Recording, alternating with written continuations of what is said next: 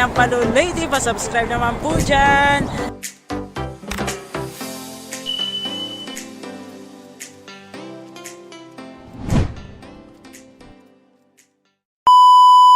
For today's video guys, magluluto po ang aking kasama ng ampalaya. Yan guys, binabad niya po muna ang ampalaya para hindi po mapait siya.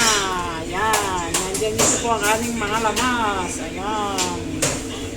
Ayan guys, at lalagyan po namin ng ayan. At saka may 4 na ito.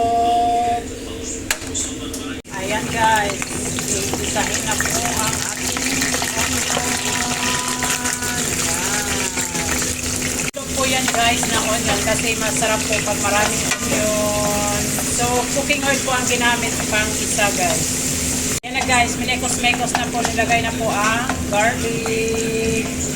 Yan na guys, nandiyan na po lahat ng lamas at saka yun na ito yung wings. Yan.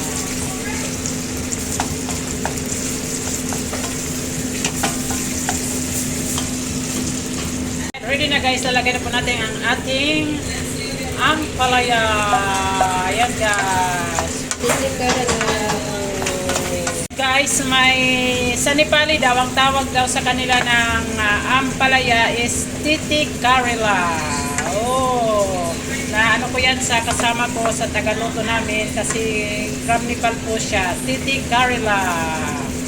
Hintayin po natin siya na maluto ang ating ampalaya. Saka natin ilalagay ang ating itlog guys. Ayan guys. Pan po natin guys para maluto siya. Ayan na guys, lalagay na po namin. Lalagay na po niya ang itlog. Memekos-mekos niya po yan guys. Ayan.